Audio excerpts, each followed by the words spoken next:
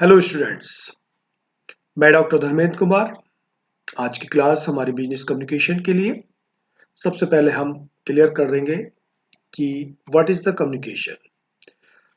Communication मतलब बातचीत, एक दूसरे से बात करना। इसे अगर हम कॉमर्स की शब्दावली में कहें तो संप्रेषण।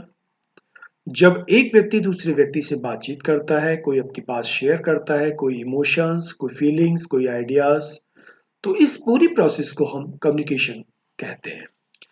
जब यह बिजनेस के पॉइंट ऑफ व्यू से देखा जाता है तो बिजनेस के अंतर्गत जब हम अपने बिजनेस टास्क से रिलेटेड कोई इंफॉर्मेशन, कोई रूल्स रेगुलेशंस अपने कुलीग्स, अपने ऑर्गेनाइजेशन, अपने वर्कर्स के साथ शेयर करते हैं तो ये बिजनेस कम्युनिकेशन कहलाता है। तो आप कह सकते हैं कि communication is the transfer of information from one person to another. ये इंफॉर्मेशन फैक्ट्स के रूप में, ओपिनियन के रूप में, इमोशंस के रूप में, किसी भी ऐसे रूप में हो सकती है जिसे आप अपने दूसरे पक्ष के साथ शेयर करना चाहते हैं। कम्युनिकेशन प्रोसेस में उन सभी एफर्ट्स को इंक्लूड किया जाता है जो कि सेंडर द्वारा अपने रिसीवर या ऑडियंस को समझाने के लिए किए जाते हैं। Is that clear? Now, features of the communications.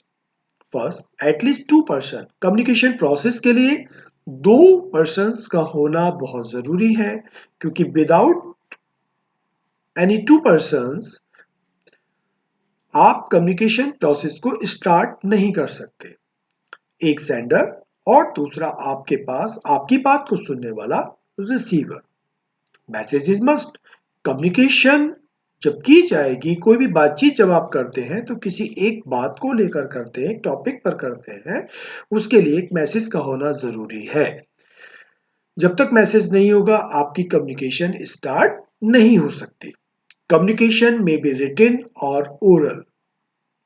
Communication आप रिटन रूप में, यदि कोई मैसेज आपका फॉर्मल है, इंपॉर्टेंट है, फ्यूचर से रिलेटेड है, तो आप उसको रिटन वे में कन्वे कर सकते हैं। और जो मैसेज ऐसे भी होते हैं जिनको हम ओरल रूप में भी अपने ऑडियंस तक पहुंचा सकते हैं। Two way process. Two way process means एक सेंडर द्वारा अपने मैसेज को रिसीवर तक पहुंचाया जाता है, देन रिसीवर उस मैसेज को समझकर उसका एनालिसिस कर कर अपना रेस्पॉन्स सेंडर तक पहुंचाता है। इस तरीके से कम्युनिकेशन के लिए हम ये कह सकते हैं कि ये टू वे प्रोसेस है, जिसमें एक तरफ सेंडर से रिसीवर और दूसरी तरफ रिसीवर से सेंडर की ओर फीडबैक का एक दूसरे से कम्युनिकेशन होता है। Continuous process.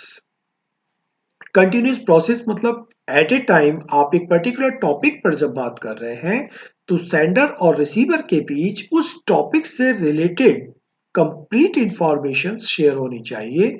यदि ऐसा नहीं होता है तो कम्युनिकेशन प्रोसेस इंटरप्ट हो जाती है और हमारा रिसीवर उसकी मीनिंग्स को एज इट समझने में सक्षम नहीं हो पाता। Tools of relation development. Communication को हम रिलेशन डेवलपमेंट के टूल्स के रूप में भी देख सकते हैं, क्योंकि कहा जाता है कि एक दूसरे से बातचीत करने से एक अटैचमेंट क्रिएट होती है, एक फीलिंग्स क्रिएट होती है, जिससे हमारे रिलेशन डेवलप्ड होते हैं। Communication is a bridge of intellectual efficiency. एक इंटेलेक्चुअल व्यक्ति के पास जो भी नॉलेज है वो अपनी नॉलेज को किसी दूसरे व्यक्ति के साथ, दूसरी पार्टीज के साथ शेयर करना चाहता है, तो उसके लिए उनके बीच एक कम्युनिकेशन का होना जरूरी है।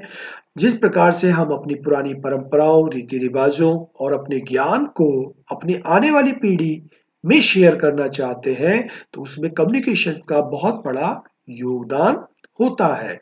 इसलिए हम कह सकते हैं कि कम्युनिकेशन एक ब्रिज के रूप में काम करता है, जो हमारे पुराने अनुभवी व्यक्तियों के और आने वाली फ्रेश जनरेशन के बीच पुल का काम करेगा, जो कि पुरानी पीढ़ी के ज्ञान को आने वाले समय में डिलीवर करने में हमारी मदद करते हैं। Next, objective of communication. Objective and communication में हम समझ सकते हैं कि पहला, प्रॉपर मैसेज। हमारे पास कम्युनिकेशन स्टार्ट करने के लिए एक सही, उचित, एप्रोप्रिएट बात होनी चाहिए, एक गोल होना चाहिए जिसको लेकर हम अपनी कम्युनिकेशन प्रोसेस स्टार्ट कर रहे हैं। कोऑर्डिनेशन ऑफ एफर्ट्स, बिजनेस के अंदर, बिजनेस ऑर्गेनाइजेशन में बहुत सारी ऐसी एक्टिविटीज होती हैं जो अलग अलग डिपार्टमेंट द्वारा, अलग अलग टीम के द्वारा कंप्लीट की जाती हैं, और उसको सक्सेसफुल कंप्लीट करने के लिए उनके बीच एक कोऑर्डिनेशन का होना जरूरी है। और ये कोऑर्डिनेशन कम्युनिकेशन के थ्रू ही जनरेट या क्रिएट किया जाता है।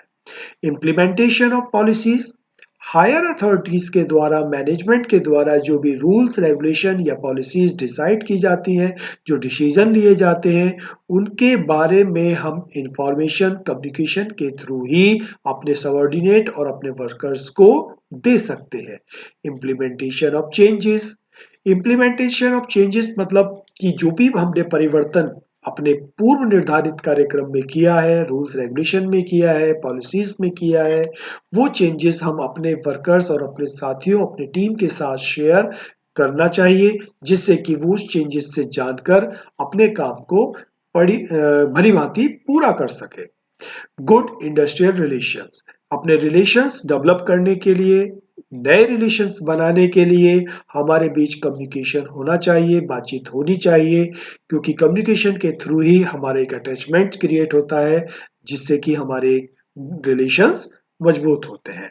प्रॉम्प्ट डिसीजन, किसी भी टॉपिक को लेकर, किसी इवेंट्स के रिलेटेड कोई भी डिसीजन यदि लेना हो, तो एक सही डिसीजन लेने के लिए हमारे पास सफिशिएंट इंफॉर्मेशन होनी चाहिए, उस इंफॉर्मेशन को एक दूसरे से शेयर करना चाहिए, तभी हम एक अच्छा डिसीजन ले सकते हैं।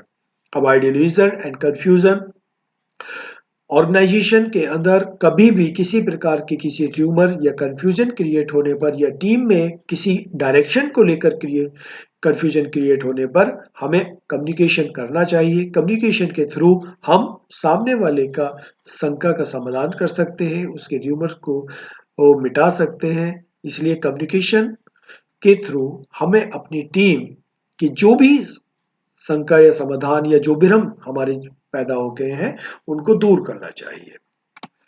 Importance of communication, effective operation of business, operation of business मतलब व्यवसाय के संचालन में जो भी एक्टिविटीज होती हैं, उनको इफेक्टिवली पूरा करने के लिए हमें कम्युनिकेशन का सहारा लेना पड़ता है।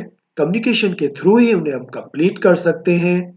वेस ऑफ डायरेक्शन, एक सुपरवाइजर द्वारा अपनी टीम को कब, क्या, कैसे करना है, ये डायरेक्शन कम्युनिकेशन के थ्रू ही देना है, दिया जाता है।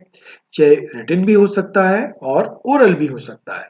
बेस ऑफ कंट्रोल, अपनी टीम के द्वारा किए जाने वाले टास्क प्रॉपर वे में हो रहे हैं या नहीं हो रहे, उनको ये इन्फॉर्म करना कि सही जा रहे हैं या गलत डायरेक्शन में जा रहे हैं, ये कंट्रोल हम कम्युनिकेशन के थ्रू ही कंप्लीट कर सकते हैं। हेल्प इन मोटिवेशन, अपने टीम को मोटिवेट करने के लिए, उनकी कैपेबिलिटी को बढ़ाने के लिए, उनके हिडन पोटेंशियल को जगाने के लिए हम उनसे ओरल या रिटेन कम्युनिकेशन करते हैं, जिनसे वो मोटिवेट होते हैं, उन्हें फ्यूचर प्लान समझाते हैं, जिससे वो उसको और अधिक उत्साह के साथ पूरा करने की कोशिश करते हैं। नीड फॉर बेस्ट प्लानिंग, किसी भी कार्य को सक्सेसफुली करने के लिए हमारे पास एक प्रॉपर प्लानिंग होनी चाहिए, और प्लानिंग की बेस कम्युनिकेशन से ही बनती है, क्योंकि कम्युनिकेशन के थ्रू हम प्रॉपर इंफॉर्मेशन कलेक्ट करते हैं, शेयर करते हैं, जिसके आधार पर हम अपनी प्लानिंग कर सकते हैं। नीड फॉर इफेक्टिव लीडरशिप, एक अच्छा लीडर अपनी टीम को इस तरीके से कम्युनिकेट कर मोटिवेट करता है, एकजुट करता है कि वे अपने कार्य में 100% कंट्रीब्यूशन दे सके। हेल्प इन हाई प्रोडक्टिविटी, जब सभी एक्टिविटीज के बीच कोऑर्डिनेशन होता है, प्रॉपर कंट्रोल होता है, हमारी टीम मोटिवेट होती है, तो इसका सीधा प्रभाव उसकी प्रोडक्टिविटी पर पड़ता है, जो कि पॉजिटिव वे में आगे बढ़ती है। Now we will discuss about the elements of communication. जिसमें फर्स्ट एलिमेंट है मैसेज। कम्युनिकेशन प्रोसेस स्टार्ट करने के लिए हमारे पास एक मैसेज होना चाहिए, एक आइडिया होना चाहिए, एक थॉट का होना जरूरी है। Second, sender. सेंडर ही कम्युनिकेशन प्रोसेस को स्टार्ट करता है। जो मैसेज उसके माइंड में आया है, उस मैसेज को प्रॉपर इनकोड करता है। इनकोडिंग का अर्थ होता है कि आप अपनी फीलिंग्स को किस रूप में सामने वाले को प्रेजेंट करना चाहते हैं। ये वर्ड्स के रूप में, इमेज के रूप में, एक पिक्चर्स के रूप में, एक इंडिकेशंस के रूप में हो सकते हैं। चैनल। अपने मैसेज को इनकोडिंग करने के बाद वह अपने रिसीवर को किस प्रकार से डिलीवर करेगा, उसके लिए उसे एक प्रॉपर चैनल यानी कि माध्यम के सिलेक्शन का आवश्यकता होती है। उस चैनल का वह चुनाव करता है। ये चैनल रिटिन, ओरल और इंडिकेशंस के रूप में, बॉडी लैंग्वेज के रूप में हो सकता है। उसके अकॉर्डिंग ही उसे उसका साधन सेलेक्ट करना होता है। उसके थ्रू जब वह मैसेज अपना डिलीवर करता है तो रिसीवर उसे रिसीव करने के पश्चात उसको पूर्ण रूप से एनालिसिस करता है, समझता है। यदि रिटिन वे में आया है तो उसको पढ़ता है, सुनता है। ओरल होता है तो वह उसको प्रॉपर वे में सुनने के बाद अपने माइंड से उसका एनालिसिस कर उसकी मीनिंग को समझने का प्रयास करता है। और जब वह उस मीनिंग को समझ जाता है तो वह अपना रिएक्शन अर्थात फीडबैक अपने सेंडर्स को देता है। तो आज के लिए बस इतना ही। बाकी अगली क्लास में मिलते हैं। ओके।